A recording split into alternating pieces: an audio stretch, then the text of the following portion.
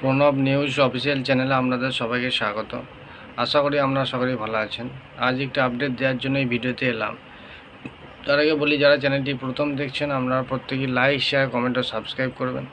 আর যারা চ্যানেলটি দীর্ঘদিন দেখছেন কিন্তু লাইক, শেয়ার করেননি, আপনারা প্রত্যেকে লাইক, শেয়ার, কমেন্ট ও সাবস্ক্রাইব করে চ্যানেলটির পাশে থাকবেন।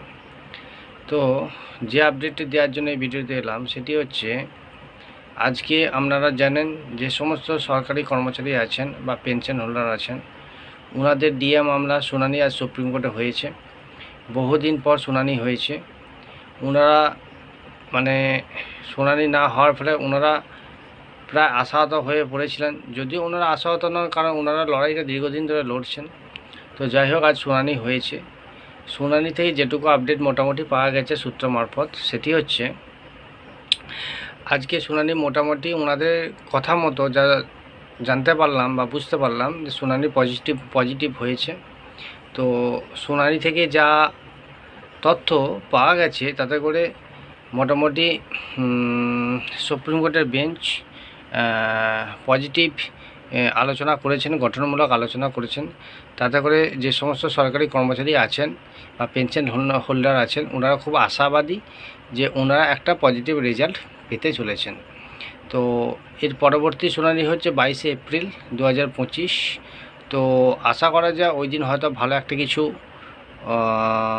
তথ্য বা অর্ডার বা জাজমেন্ট যাই হোক না কেন, বা হিয়ারিং হয়তো ভালো কিছু তথ্য উঠে আসবে। ওনারা আশাবাদী যে 22 এপ্রিল ভালো কোনো কিছু একটা বার্তা ওনারা পাবেন।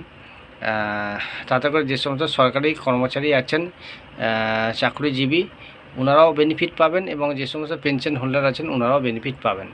তবে এপ্রিল থেকে 4% দিয়ে বাড়তে চলেছে, এটুকু খবর। তো সব দিক দিয়ে ওনারা চাইছেন যে সমস্ত বকেয়া ডিএ আছে, যত পার্সেন্ট বাকি আছে, যে সবটাই যেন ওনারা পান। ওনাদের লড়াইটা সেই জায়গাতেই। তো ওনারা হয়তো সাকসেস হবেন, কারণ ওনারা খুবই আশাবাদী, কারণ এটা হচ্ছে মৌলিক অধিকার। তো ডিএটা হচ্ছে মৌলিক অধিকার, সাংবিধানিক অধিকার, ওনাদের প্রাপ্য, যেটা বহুদিন ধরে ওনারা বঞ্চিত আছেন ওনাদেরকে বঞ্চিত করে রাখা হয়েছে। বিভিন্ন খাতে টাকা পয়সা খরচা হচ্ছে, কোনো সমস্যা নাই। তো যত সমস্যা হচ্ছে, যারা চাকরি করছেন বা পেনশন হোল্ডার আছেন সেখানে বেতন দিতে যত সমস্যা, রিক্রুটমেন্ট করতে যত সমস্যা, এই সরকারের এইগুলোই হচ্ছে সমস্যা। তো শিক্ষা খাতে টাকা ইনভেস্ট করতে ওনাদের খুব সমস্যা হয়। বাকি সব কিছু ঠিকঠাক চলে, সেখানে কোনো ঘাটতি থাকে না। যাই হোক, সেগুলো অন্যান্য বিষয়।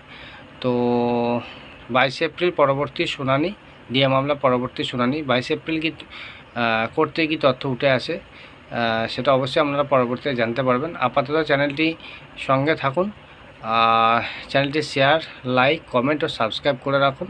ধন্যবাদ।